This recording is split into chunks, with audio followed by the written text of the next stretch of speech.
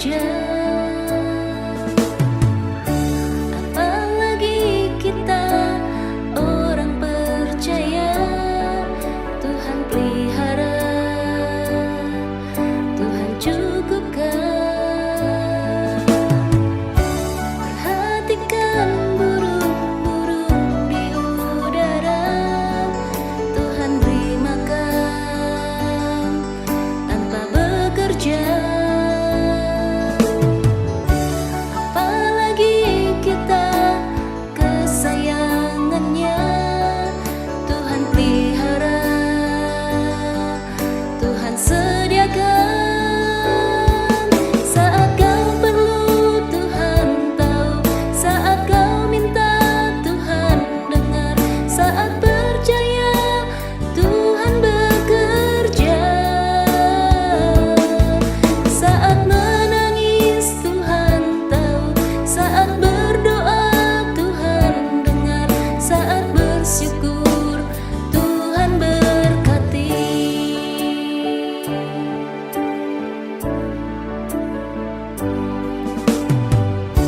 Perhatikan burung-burung di udara, Tuhan beri makan tanpa bekerja. Apalagi kita orang percaya, Tuhan pelihara, Tuhan sediakan. Saat kau perlu Tuhan tahu, saat kau minta Tuhan dengar, saat percaya Tuhan bekerja. Saat menangis Tuhan tahu, saat berdoa Tuhan dengar, saat bersyukur Tuhan berkati. Kau Tuhan lebih dari cukup, kasih-Mu Tuhan. Kau Tuhan lebih dari kata, janji-Mu pasti terjadi.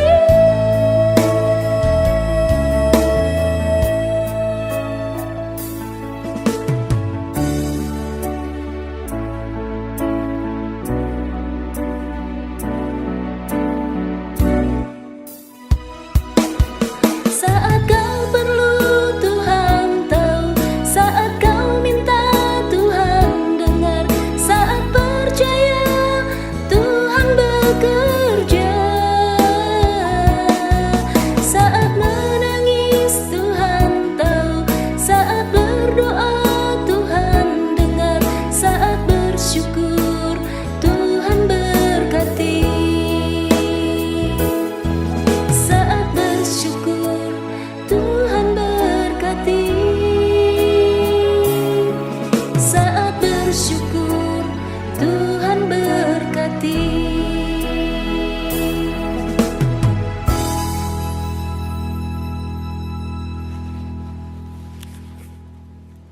Shalom, selamat malam Bapak Ibu Saudara sekalian semuanya. Pada malam ini senang bisa bertemu kembali dengan dengan Bapak Ibu Saudara sekalian semuanya di dalam renungan tengah minggu pada malam ini. Pada malam ini kita akan sama-sama belajar, kita akan sama-sama merenungkan kebenaran firman Tuhan. Sebelum kita memulai renungan tengah minggu ini, mari kita sama-sama berdoa, kita minta pimpinan Roh Kudus yang memimpin kita, yang memampukan kita untuk kita mengerti, memahami isi hatinya Tuhan, untuk kita semua semakin hari semakin hidup benar, hidup sesuai dengan apa yang Tuhan mau di dalam kehidupan kita. Mari sama-sama kita berdoa. Tuhan Yesus, terima kasih Tuhan buat kesempatan yang Tuhan berikan malam ini Bapa, untuk kami bisa berkumpul bersama malam ini secara online, untuk kami sama-sama belajar untuk kebenaran firman Tuhan Bapa, agar apa yang dibagikan, apa yang kami pelajari malam ini Bapa, itu boleh membuat kami semakin kuat, semakin hidup kami dekat dengan Tuhan, semakin kami dengar-dengaran apa yang mau Tuhan lakukan di dalam kehidupan kami Bapa. Ajar kami Tuhan untuk memiliki hati yang terbuka, hati yang mau diajar Bapa. Kami minta pimpinan Roh Kudus yang memampukan kami Bapa. Tuhan mengurapi hamba sebagai menyampaikan isi hatinya Tuhan Bapa, agar apa yang disampaikan boleh tumbuh di dalam setiap jemaat-Mu Tuhan di Assembly Chat, sehingga kami boleh sama-sama bertumbuh di dalam Tuhan untuk lebih baik lagi Bapa. Bapa, kami menyerahkan renungan tengah minggu ini ke dalam tangan Tuhan. Hanya di dalam satu nama, di dalam nama Tuhan Yesus Kristus kami berdoa ucap syukur. Haleluya, amin. Selamat malam Bapak Ibu Saudara sekalian semuanya. Pada malam ini kita akan kembali lagi untuk merenungkan kebenaran firman Tuhan. Di dalam bulan Februari gereja kita memiliki tema besar, yaitu hidup tetap dalam Kristus. Dan pada malam ini saya mau berbagi dalam renungan tengah minggu ini yang saya beri judul adalah Jalan Tuhan. Ada pepatah yang mengatakan banyak jalan menuju Roma, tapi kita sebagai orang percaya, kita percaya hanya ada satu jalan untuk kita menuju surga, yaitu adalah melalui Yesus Kristus. Di dalam kehidupan ini, untuk kita tetap memilih untuk berada tetap di jalan Tuhan bukan hal yang mudah di saat dunia begitu banyak menawarkan hal-hal yang membuat kita menjauh dari jalannya Tuhan, dari rencana Tuhan dalam hidup kita. Mungkin kita harus mengalami hal-hal yang tidak enak, ada masa-masa kesusahan, kesesakan, dan kadang mungkin keberhasilan yang membuat kita menjadi seperti jauh daripada Tuhan. Tapi malam ini saya mau sama-sama kita merenungkan untuk bagaimana kita tetap bisa untuk berjalan di jalannya Tuhan. Kita tetap mengikuti apa yang Tuhan mau dalam kehidupan kita. Walaupun tawaran di dunia menggiurkan, tapi kita sebagai anak-anak Tuhan tetap memilih untuk berada di dalam jalan Tuhan. Renungan malam ini saya ambil dari Mazmur.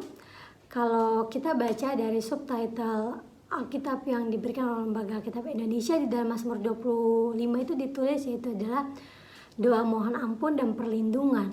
Kitab Mazmur ini ditulis oleh Raja Daud. Kita tahu gimana Raja Daud itu adalah seorang yang sudah Tuhan pilih dari ketika dia dari masa kecilnya, dari masa muda dia.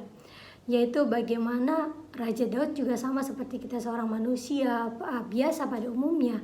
Dia mengalami masa-masa, ada masanya dia kesusahan, masanya dia mungkin berhasil, kayak ketika dia mengalahkan Goliat, dia dipuji-puji. Ada juga masanya dia jatuh dalam dosa. Tapi dari semua proses yang Raja Daud lakukan, kita bisa melihat ketika dia melakukan kesalahan, dia ditegur oleh Nabi Nathan. Dia memiliki hati yang mau untuk ditegur Tuhan, hati yang mau berbalik mendengar apa yang Tuhan mau. Dia mengakui kesalahannya dia. Dan malam ini kita akan belajar bagaimana dari sosok tokoh Daud ini. Dari kecil dia diceritakan di dalam Alkitab, yaitu menjadi seorang anak yang cinta Tuhan. Boleh kita katakan dia dari masa kecilnya dia sudah memiliki kecintaan yang luar biasa sama Tuhan. Bagaimana dia boleh berakar di dalam Tuhan itu dimulai dari masa muda dia, masa kecilnya. Daud itu lahir di sekitar 1004 sebelum Masehi. Dia lahir di kota Bethlehem di Yerusalem. Daud itu lahir di masa akan berakhirnya masa hakim-hakim, yaitu di masa era yang saat itu keadaan Israel itu sedang kacau balau, sedang penuh dengan permasalahan. Di saat momen-momen yang krusial, momen-momen yang berat, mungkin momen yang saat itu sedang keadaan yang tidak baik, disitulah Raja Daud lahir. Dia merupakan anak bungsu dari 8 bersaudara dari anak Isai. Pada malam ini kita akan belajar bagaimana proses seorang Daud ketika dia tetap memilih untuk hidup di dalam jalan Tuhan. Di sini malam ini saya akan membagikan 3 poin seperti singkatan Y, jalan. Saya akan memberikan poin pertama yaitu W, yaitu kita akan sama-sama baca dulu yuk. Di dalam Mazmur 25 ayat 5 di sini dikatakan, "Bawalah aku berjalan dalam kebenaran-Mu, dan ajarlah aku, sebab engkaulah Allah yang menyelamatkan aku, engkau ku nanti-nantikan sepanjang hari. Yaitu di sini di dalam pasal Mazmur 25 ayat 5 ini, Daud menuliskan bagaimana dia bilang, membawa aku berjalan dalam kebenaran-Mu. Maka W yang pertama yaitu saya bilang WPDA. WPDA itu merupakan waktu pribadi dengan Allah. Ini merupakan suatu slogan, suatu singkatan ketika saya masih di Indonesia yang sering ditanyakan oleh teman-teman kita di dalam komsel, atau ketika khotbah gembala saya lagi itu selalu mengatakan jangan lupa untuk ber-WPDA. WPDA itu adalah kita memiliki waktu pribadi kita dengan Allah, bagaimana kita merenungkan kebenaran firman Tuhan dengan membaca Alkitab, dengan kita berdoa. Kita memiliki waktu-waktu khusus yang kita berikan untuk waktu kita buat Tuhan, untuk kita berkomunikasi. Karena kita nggak akan mungkin bisa berjalan di relnya Tuhan, berjalan di jalannya Tuhan kalau kita tidak mendengar apa yang Tuhan mau. Jadi sebagai anak Tuhan, sebagai orang-orang percaya, yuk milikilah waktu kita yang berkualitas, waktu kita yang kita sisihkan dari di tengah kesibukan kita. Kita semua memiliki waktu yang sama di dalam hidup ini, 24 jam. Setiap kita sama memiliki waktunya 24 jam. Yuk, mari kita sisihkan untuk kita memiliki waktu kita untuk ber-WPDA, supaya ketika ada masalah, ketika ada himpitan, ketika ada masa-masa yang sukar, masa-masa yang tidak enak, tapi kita ingat kebenaran dari firman Tuhan yang menuntun kita, yang menjadi seperti pondasi buat kita melangkah, yang seperti ada batasan, ada suatu yang menggariskan untuk kita tetap berjalan di jalannya Tuhan, karena kita harus ada yang dasar menjadi pegangan kita. Maka pada malam ini saya mau bilang, kalau kita mau untuk tetap terus berada di dalam jalan Tuhan, untuk kita tetap bisa hidup, tetap bertahan di dalam hidup di dalam Tuhan, maka ketika di minggu pertama Pastor John mengatakan kita harus berakar di dalam Tuhan, di minggu kedua kita dibangun di dalam Tuhan, dan terakhir di minggu lalu dikatakan kita harus memiliki iman. Maka untuk itu semua bisa berjalan, untuk kita tetap di dalam Tuhan, saya mau ingat yang yuk milikilah waktu kita untuk ber-WPDA. Daud itu dari kecil dia menurut saya seorang anak muda yang ketika mungkin dikasih kepercayaan sama bapaknya Isa itu mengembalakan kambing domba, kenapa dia memiliki suatu keberanian, suatu tindakan ketika dia bilang mulut singa pun dia tutup, Tuhan yang melepaskannya. Karena di masa-masa dia menjalankan kehidupan sehari-hari, dia tetap berdialog, dia tetap memuji Tuhan. Bagaimana kita tahu ketika Saul kerasukan roh jahat, itu semua dengan dia bermain kecapi memuji Tuhan, maka roh jahat itu pergi. Maka saya mau bilang, yuk milikilah waktu kita untuk bisa ber-WPDA yang pertama. Di dalam Mazmur 1 ayat 2-3, di situ dikatakan, tetapi yang kesukaannya ialah Taurat Tuhan, dan yang merenungkan Taurat itu siang dan malam. Ia seperti pohon yang ditanam di tepi aliran air, yang menghasilkan buahnya pada musimnya, dan yang tidak layu daunnya. Apa saja yang diperbuatnya berhasil.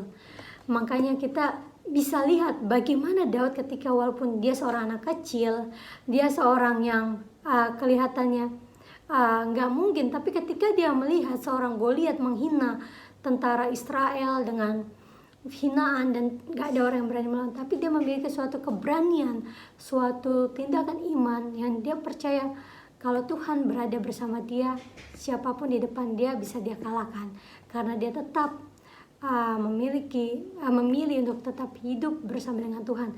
Di saat-saat masa-masa seperti ini, masa yang tidak mudah untuk kita lalui, masa dunia yang mungkin sama ketika pada Daud akhir, yaitu masa saat ini kita sepertinya masa yang kacau balau, masa yang kok sepertinya keadaan ke depan tuh menakutkan. Keadaan ke depan mereka bilang, oh ada resesi, bakalan ada begini dan begitu. Tapi kita percaya ketika kita memilih jalan Tuhan, ketika kita memilih untuk bersama dengan berjalan dengan Tuhan, maka semua bukan karena kekuatan kita, tapi karena Tuhan yang ambil alih kita. Dari mana kita mendapat keyakinan itu? Dari kita membaca Alkitab, dari kita berkomunikasi dengan Tuhan. Maka itu yang membuat kita tetap mampu untuk bertahan. Poin saya yang kedua, yaitu sama-sama kita buka di Mazmur 25 ayat 9 dikatakan, Ia membimbing orang-orang yang rendah hati menurut hukum, dan Ia mengajarkan jalannya kepada orang-orang yang rendah hati. Maka why, sekarang huruf A, yaitu yang A yang saya kata, poin kedua ini saya beri, yaitu akuilah kelemahan kita. Untuk mengakui kelemahan kita sebagai seorang manusia, kadang ada banyak orang yang ngerasa, oh aku bisa, aku mampu. Dia tidak memiliki sikap kerendahan hati, tapi belajar yuk miliki suatu sikap kerendahan hati. Ketika kalau kita memiliki sikap kerendahan hati itu, maka kita menyadari bahwa kita itu seorang manusia yang biasa, yang terbatas, sehingga akhirnya kita mencari sumber yang menjadi kekuatan, yaitu kita mencari Tuhan dengan sungguh-sungguh. Kita minta pimpinan Tuhan supaya kita bertahan di dalam jalan ini, supaya kita mampu melewati setiap permasalahan, setiap godaan, setiap himpitan yang ada, untuk kita bisa tetap bertahan, tetap berjalan di jalannya Tuhan. Karena kita memiliki suatu sikap yang rendah hati, sikap yang mau dibentuk Tuhan, sikap yang mau diarahkan Tuhan. Karena kalau kita temui orang yang sudah merasa, oh aku bisa, aku mampu, maka ada suatu sikap kesombongan.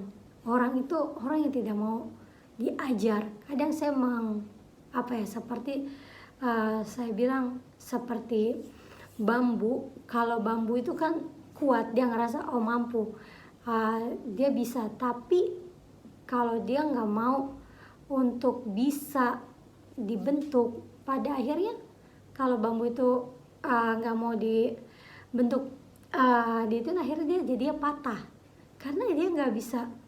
Ketika masalah itu menekan dia, akhirnya dia patah. Coba kalau sesuatu yang lentur, suatu yang mau dibentuk Tuhan, mau yang akhirnya dia akan menjadi suatu karya yang mungkin karya yang indah, karya yang akhirnya menjadi yang berguna, menjadi sesuatu yang menarik. Oleh karena itu, yuk akui kita sebagai manusia yang memiliki kelemahan.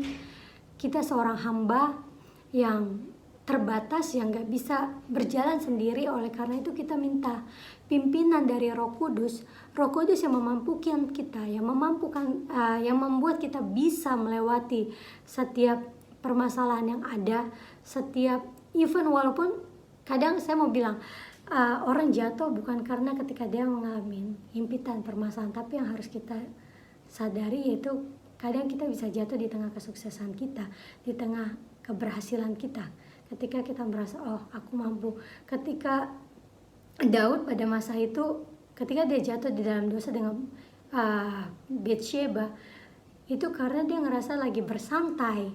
Oleh karena bukan di saat-saat dia lagi berperang, tapi ketika dia lagi bersantai, disitulah ada celah. Oleh karena itu jangan kita biarkan ada celah yang membuat kita bisa jatuh.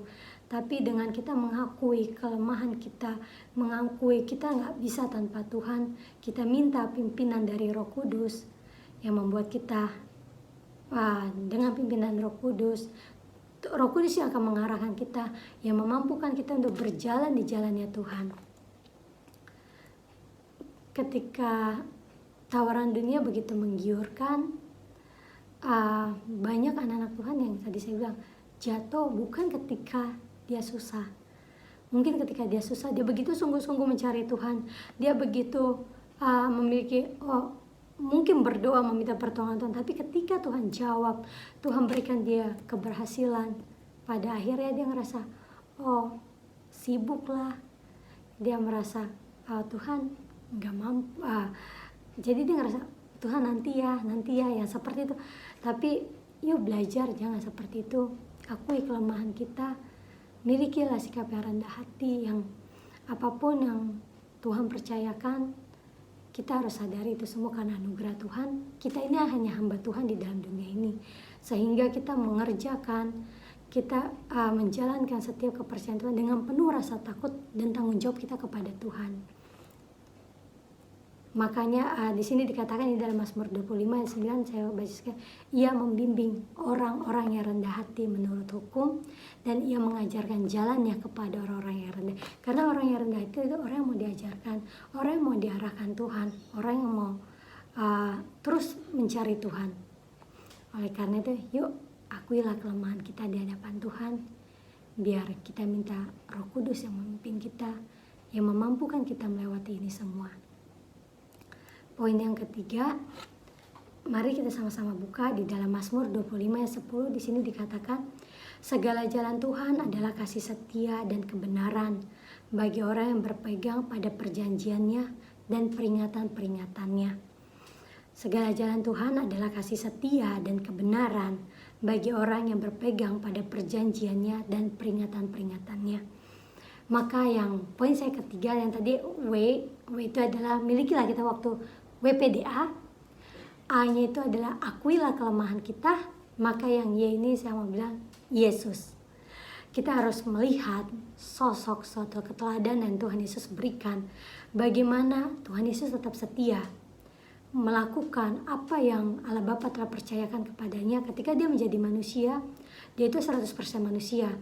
Jadi dia juga sama seperti dia mengalami apa yang kita rasakan, mengalami rasanya dia ketakutan, mengalami rasanya dia itu kesedihan, mengalami rasanya ketika kelaparan itu menghampirinya, ketika dia dicobai oleh iblis dengan ditawarkan oleh kekayaan, kekuasaan dan kehormatan, tetapi bagaimana dia tetap memilih untuk berada di jalannya Tuhan, tetap memilih berada di relnya Tuhan, sehingga dia boleh menyelesaikan semua tugas dan tanggung jawab yang dia berikannya sampai akhir. Dia mati di kayu salib untuk menebus dosa kita manusia. Melalui Tuhan Yesus ini kita belajar suatu keteladanan, dia setia sama Tuhan. Oleh karena itu, untuk kita tetap terus berada di jalan Tuhan, yang paling penting, paling akhir, kita harus tetap setia sampai akhirnya. Sampai Tuhan panggil kita ke surga ataupun Tuhan datang untuk menjemput kita. Biarlah kita menjadi seorang hamba-hamba Tuhan yang setia. Sehingga di akhir hidup kita nanti Tuhan boleh katakan, dan ini merupakan menjadi doa, menjadi harapan bagi kita semua orang-orang percaya, di mana di dalam Matius 25 ayat 23 dikatakan, maka kata Tuhan itu kepadanya, baik sekali perbuatanmu itu, hai hambaku yang baik dan setia.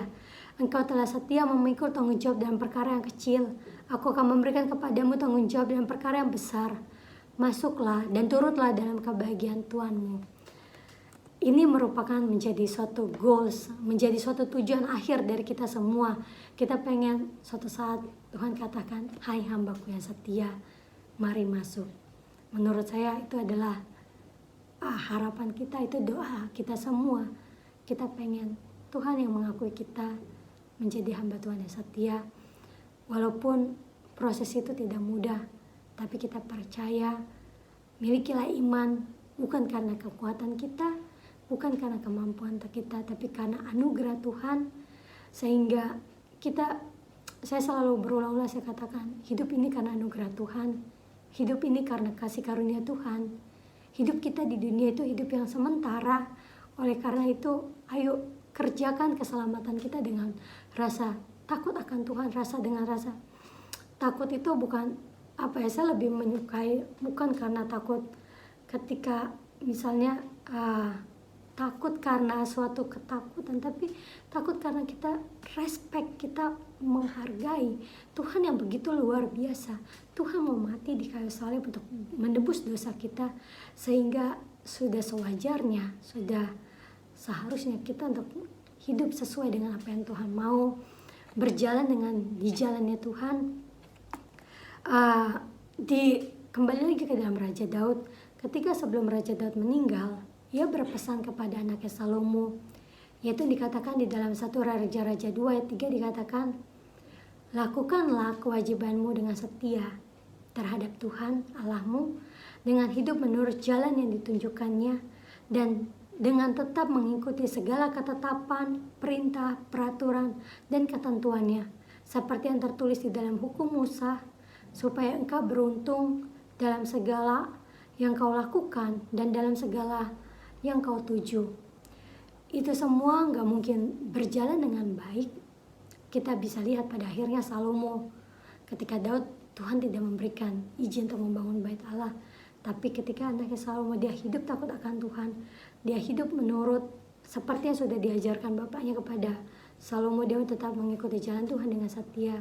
Tuhan izinkan dia untuk bisa membangun bait Allah, dan kita boleh melihat begitu sejarah dalam Alkitab menulis begitu megahnya, begitu luasnya kerajaan seorang Salomo.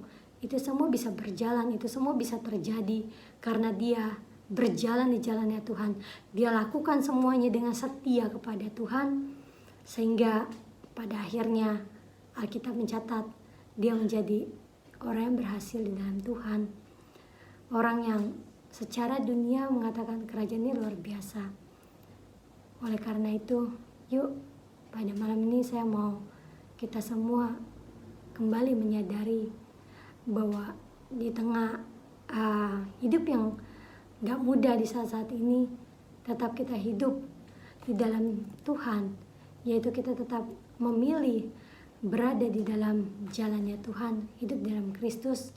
Ketika kita dan diajar kita berakar, kita dibangun, kita memiliki iman, sehingga pada akhirnya kita memiliki ada rasa ucapan syukur yang membuat kita menyadari hidup kita karena anugerah Tuhan, karena pertolongan Tuhan.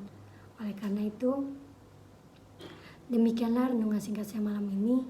Saya hanya membagikan 3 poin. Yang why, ya jalan. Yang W yang pertama itu WPDA. A-nya itu adalah akuilah kelemahan kita.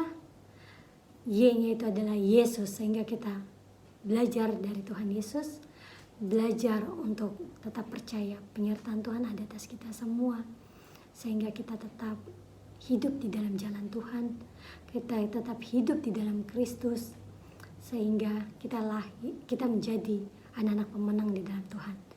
Demikianlah renungan singkat saya malam ini. Semoga ini bisa memberkati kita semua, ini bisa mengingatkan kita semua untuk kita semakin hari semakin hidup sungguh-sungguh di dalam Tuhan, hidup untuk mencari Tuhan dengan semakin hari. Saya mau bilang, hidup kita itu, kita semakin sekarang merasa itu begitu terlalu cepat. Kayak sekarang kita sudah masuki, gak terasa udah bulan kedua, bahkan di akhir minggu akhir di bulan kedua ini di tahun 2023. Mungkin gak lama lagi Paskah, gak lama lagi Natal. Semua terasa begitu cepat, begitu keadaan yang berubah begitu cepat juga. Tetapi anak Tuhan, kita harus tetap berada di dalam jalannya Tuhan, berada di relnya Tuhan, sehingga sampai akhirnya Tuhan mengatakan kita hamba Tuhan yang setia. Demikianlah renungan saya pada malam ini. Terima kasih buat semuanya. Mari kita akan berdoa bersama-sama mengakhiri renungan tengah minggu ini. Tuhan Yesus, terima kasih Tuhan buat penyertaan Tuhan, buat anugerah Tuhan buat kita semua Bapa. Malam ini kami belajar Tuhan, untuk kami semakin hari harus kami memiliki waktu yang terbaik kami berikan buat Tuhan, untuk kami memiliki waktu untuk ber-WPDA Bapa, untuk kami memiliki waktu waktu dengan Allah Bapa, waktu pribadi dengan Allah Bapa, sehingga kita semua boleh berjalan dengan maunya Tuhan, dengan ketetapan itu, sehingga kami mengerti Tuhan apa yang Tuhan mau untuk kami lakukan, untuk kami kerjakan dalam kehidupan ini Bapa. Dan juga Tuhan, ajar kami Tuhan memiliki hati yang rendah hati yang mau dibentuk Tuhan, hati yang boleh Tuhan ajarkan, sehingga kami memiliki hati yang terbuka Tuhan untuk menerima semua itu, sehingga kami ketika Tuhan tegur kami memiliki hati yang terbuka untuk dibentuk Tuhan, hati yang mau berubah untuk semakin hari semakin lebih baik, semakin hidup berkenan di hadapan Tuhan Bapa. Bapa yang terakhir, ajar kami Tuhan untuk belajar setia seperti Tuhan Yesus. Sampai akhirnya Bapa, kami boleh setia Tuhan kepada Tuhan. Kami boleh setia berjalan di jalannya Tuhan Bapa. Bapa, bukan karena kemampuan kami gak mampu Tuhan mengakuikan itu semua. Kami semua minta pimpinan Roh Kudus Tuhan. Roh Kudus yang memimpin kami Bapa. Ajar kami Tuhan, penuhi kami semua dengan Roh Kudus-Mu Bapa. Di saat dunia begitu menakutkan, begitu mengerikan, ajar urapi kami semua dengan Roh Kudus-Mu Bapa, supaya kami tetap bertahan, kami tetap kuat Tuhan di saat keadaan dunia begitu tergoncang, tapi kami berkemenangan di dalam Tuhan. Tuhan Yesus, kami menyerahkan semua ini dalam tangan Tuhan. Kami menyerahkan Tuhan, jemaat-jemaat Tuhan di dalam Assembly Church dalam tangan Tuhan. Perlindungan Tuhan semua atas semua jemaat Tuhan Bapa. Kami menyerahkan kehidupan kami semua dalam tangan Tuhan. Hanya di dalam nama Tuhan Yesus Kristus kami syukur dan berdoa. Haleluya, amin. Selamat malam semuanya, Tuhan Yesus memberkati.